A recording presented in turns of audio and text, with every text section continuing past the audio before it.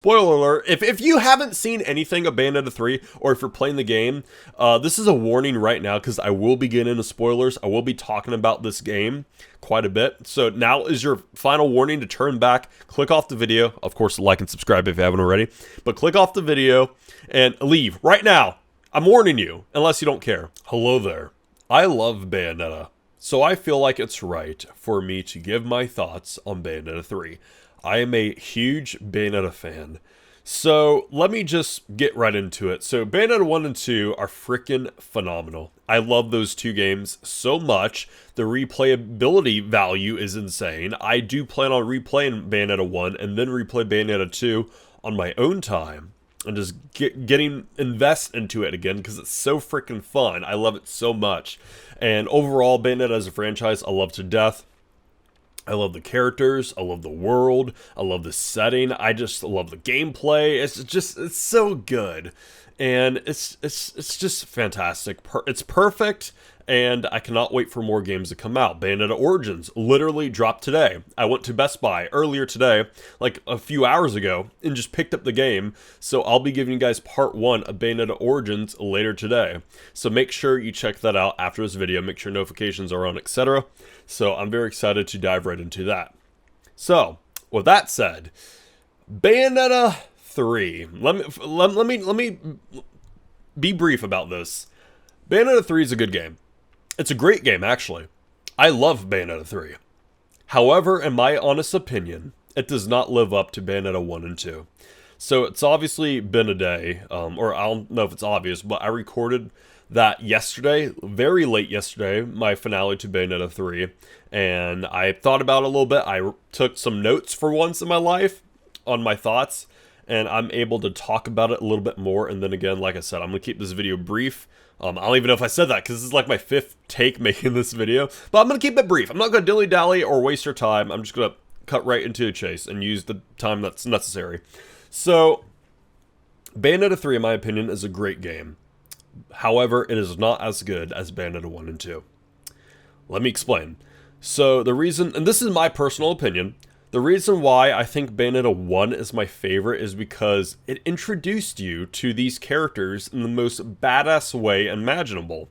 It was just, the introduction was too perfect. It was a genuinely great introduction, throws you into this world, and it's just, it doesn't pull punches. It doesn't take the cautious way. It just freaking throws you in there, and it's just such an amazing experience. In my opinion, it's one of those gaming experiences that you wish you could relive again and forget everything about it and then just dive right into it fresh again. It's just so good. I just feel like if you're a fan of all things video games, or you're just a hack and slash fan, Bayonetta is a must-have. You must play that game at least once in your life. It's phenomenal. And in my opinion, the replay value is insane. And Bayonetta 2 was a perfect sequel. It ironed out all the kinks, and you already know the character. So they don't have to like reintroduce characters and set up the world for you, because you're so used to it and you already know it coming from Bayonetta 1. So you just dive right into it. You already know Enzo, you know Rodin, you know Bayonetta, you know Jean, and everything like that. And then you meet new characters, or you obviously know Luca, and you meet new characters like Loki, which was freaking amazing. And knowing like how Bayonetta 1 is beautifully tied in with Bayonetta 2, with like her father and stuff and everything like that. It's just, it's so freaking good. It's good, it's beautiful. Going back and forth, learning more about her past and her true purpose and everything like that. And it's just, it's connected so beautifully, so perfect, and it expands upon the world that's already set in stone in the first game. Now, Bayonetta 3, like I said before, great game, very good game. I loved that game. Did I like it as much as the first and second? No, I did not, and let me explain why. So, I have pros and cons list. I'm going to talk about the pros first. So the pros of the game is the gameplay. The gameplay is fantastic, and the different combat scenarios that it throws you in, it's so freaking good. The constant switch ups, it's just great. It's unique, it keeps things fresh, and I love it. I absolutely love it. I love how it keeps switching up. I know like some people hate that, but I loved it. I love how it's like, it's not a snooze fest where you can like play the game in your sleep like this. It has to be like, oh, this changed now. Okay, let me adapt. Let me get used to this. Let me kick ass just like this. You know what I mean? So it's just like, it keeps you on your toes. It keeps you focused and keeps you, motivated to keep pushing. Now, another thing that I really did enjoy about Bayonetta 3 is the open world. I really liked it. However, I feel like the execution wasn't the best or could have been much better. I loved how it was more open for you to run around and kind of explore. But I feel like it should either be completely linear, like Bayonetta 1 and 2, or full-blown open world, do whatever you want. It had a weird mix. Like I said, I like the open world in a way, but at the same time, it could have been much better and a little bit more open. It got to the point where I almost didn't like it, but I liked it enough, and in my opinion, it worked for what it was trying to do. But I see what they're doing. If they make Bayonetta 4 a complete open world, that would be phenomenal. Just go around, do side missions, because what's kind of weird, which I'll get to in a little bit, is that the side missions aren't really side missions. They're a main mission you gotta beat to progress in the game. So that's weird, but hopefully there's like optional like side missions you can do. Like you can just run up to like Rodin and do some side missions, or he wants you to go somewhere, do something, and you like run around New York or wherever you're at, like Manhattan or whatever, to do these missions and stuff. Like the possibilities are endless. It's so sick. The characters, I loved the characters in Bayonetta 3. They were all fantastic. I love being introduced to Viola. I love the addition of Viola. I love how she's literally the daughter of Luca and Cereza, and she's sick. Like she literally reminds me of future Trunks. A lot of people might be turned off to that simply because they're just like, oh, obviously it's a Dragon Ball clone or whatever. And but in my opinion, I think that's badass. I think Viola being like kind of like future Trunks, obviously not the same, of course, not the same character, but kind of have similarities to future Trunks is pretty damn cool, because I love Dragon Ball, and I think that's awesome having that type of character in the Bayonetta games, as well as she's very clumsy. So she is kind of like, she has the clumsiness of Jar Jar, but the badassery of future Trunks, and it's so sick, and it's refreshing to see. So Viola, obviously seeing Enzo and Rodin again, and just everybody again, it's just incredible. I love the characters so much, and I like the enemy. I thought the enemy was very nice. I thought the enemy was pretty cool. However, the only thing, I think the enemy is called Singularity. Enemy is unique. It's pretty cool. I like the enemy. How it's just this biomass or this bioweapon, this goop that frickin' controls things. Obviously, that's been done before, but it can control people. Obviously, Bayonetta actually had to get really serious and fight for her life and try to save all the other Bayonettas, which she successfully did. She saved all the other Bayos, blah, blah, blah. But she had to really get serious, because usually she just clowns on enemies. You just see that in the first and second game.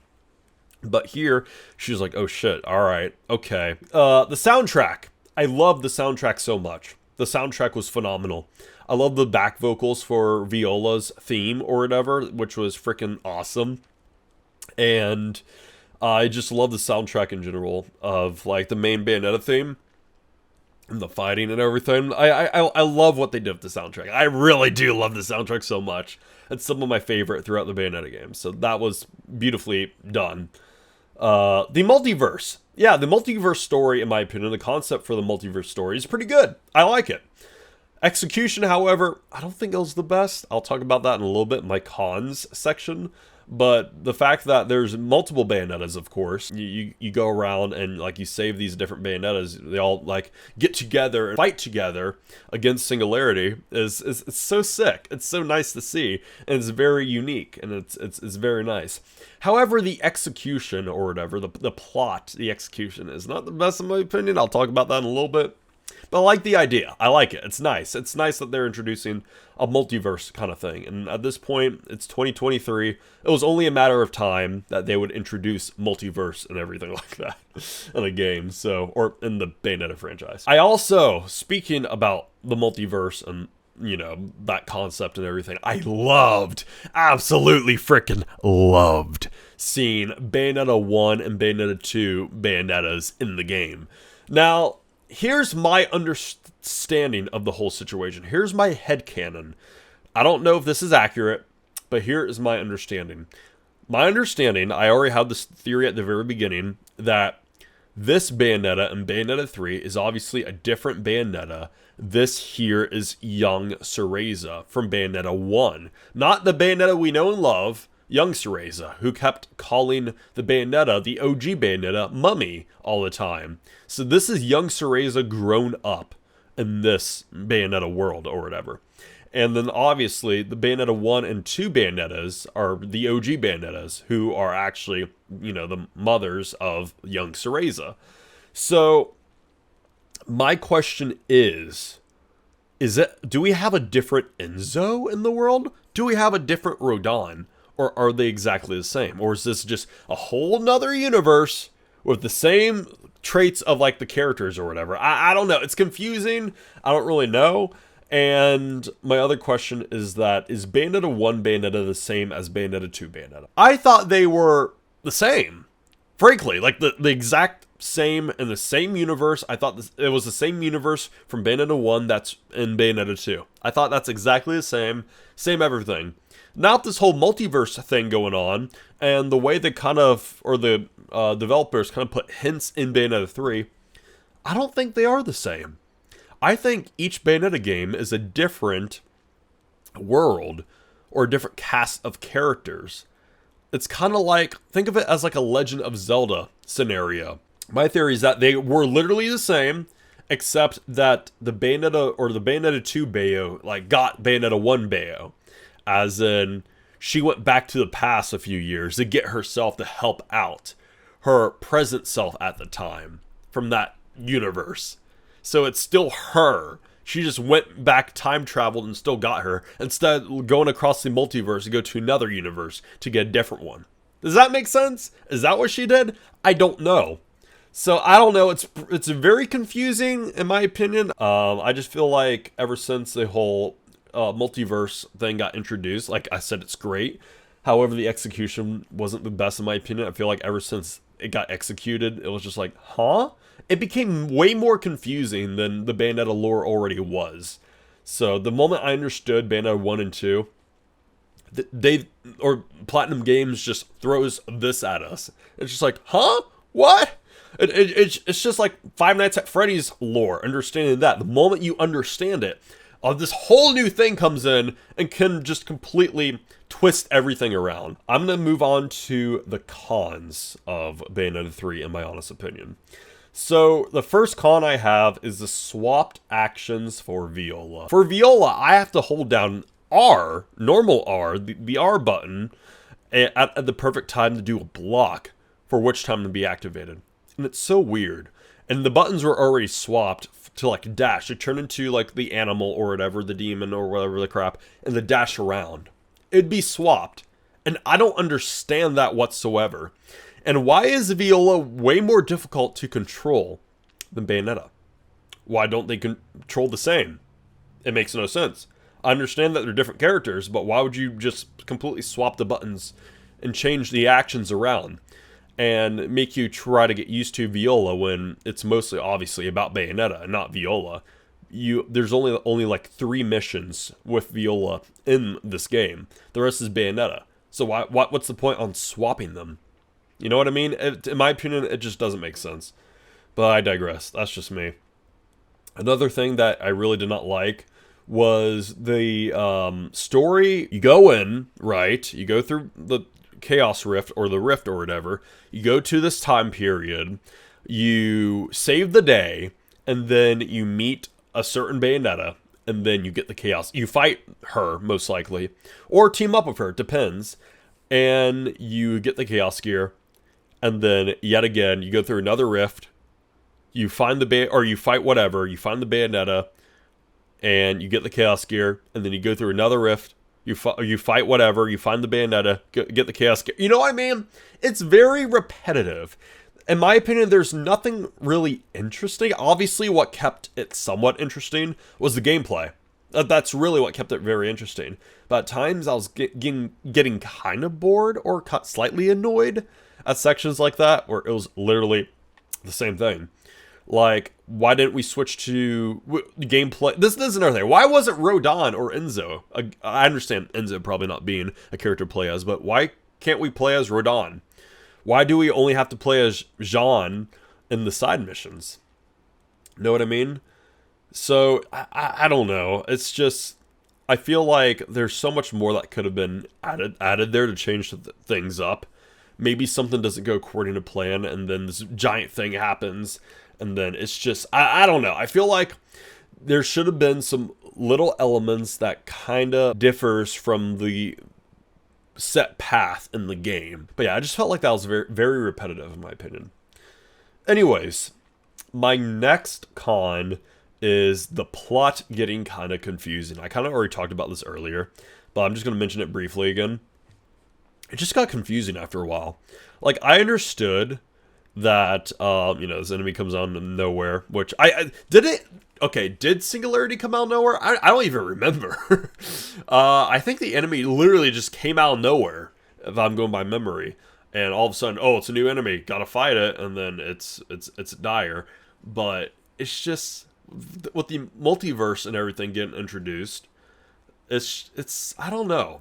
I feel like at times the plot wasn't really making a crap load of sense.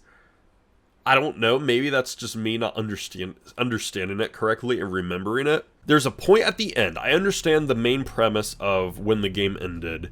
It was, so Bayonetta successfully, restored all the other Bayonettas to their original universes. That was my understanding. So she sacrificed herself, saved the world, and restored every other Bayonetta to the universe, and the universes, are back. Everything's back to normal, but her and Luca are not there anymore. So that's my understanding of it, at least. So that's, yeah. The world building felt underwhelming. That's another thing. It really did. The world building did feel underwhelming to me. I feel like there wasn't as much world building in Bayonetta 1 in Bayonetta 3 as there was in Bayonetta 1 and 2. I just feel like something was missing in the game. And what sucks is that I have no idea what it is. The world building just feels very lackluster. And I just feel like there's something crucial that makes a Bayonetta game a Bayonetta game. I feel like that was missing in that game. I was getting a different vibe from Bayonetta 3. Not necessarily a great vibe, not necessarily a bad vibe. Just a different vibe, a different feel when I was playing the game. So me playing Bayonetta 1 and 2 felt exactly the same.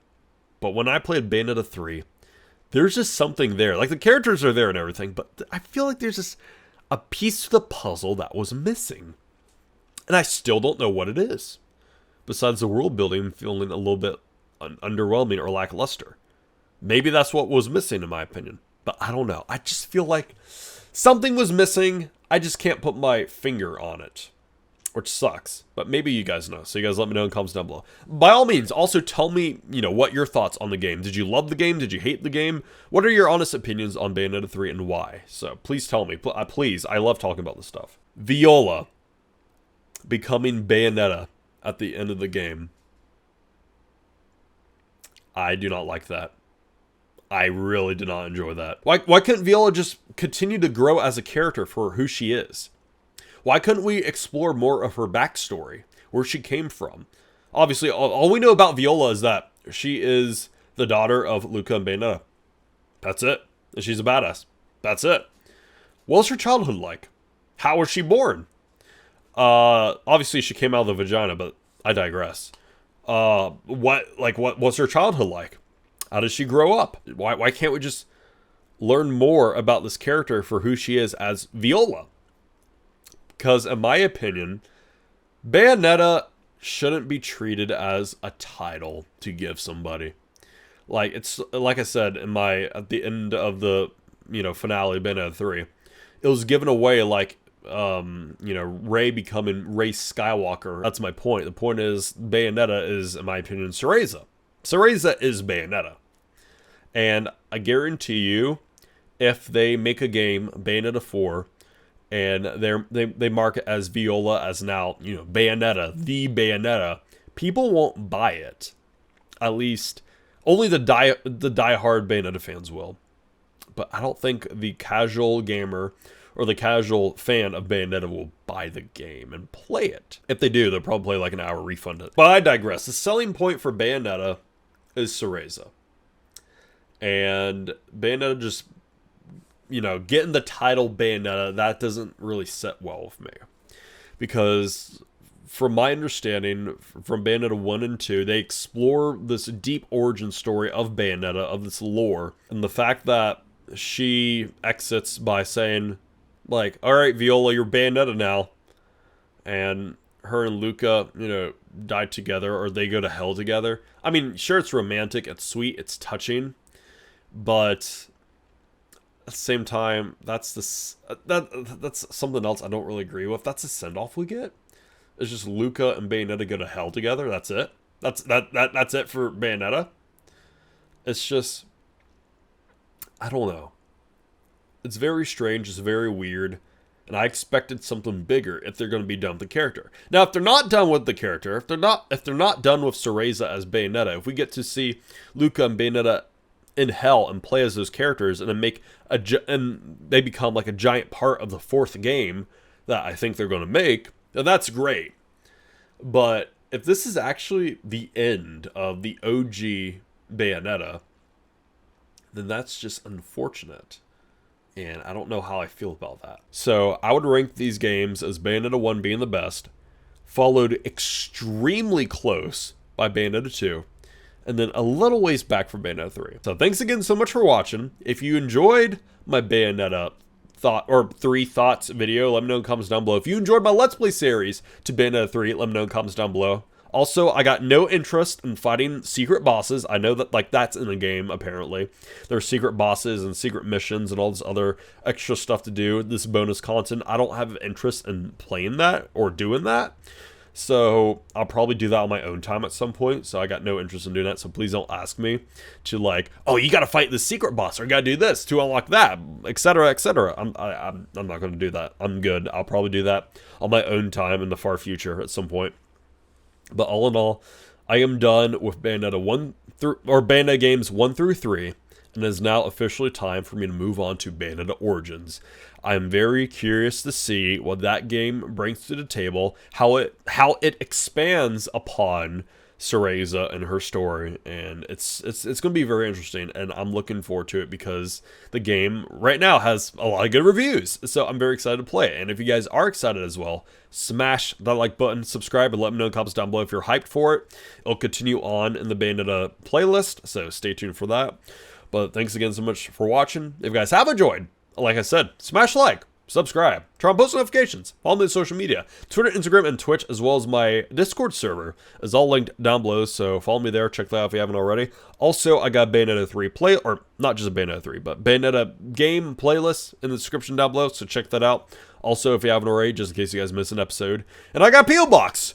A bunk! There it is! Check it out! Send me some fan mail for Fan Mail Friday, and I am done here. So again, thanks for watching. Stay tuned for Bayonetta Origins. I'm very hyped for it. It's also a long game, apparently. Apparently it's 15 to 20 hours, so I'm really excited to dive right in, and I'll see you guys later. Bye, guys. See you guys soon.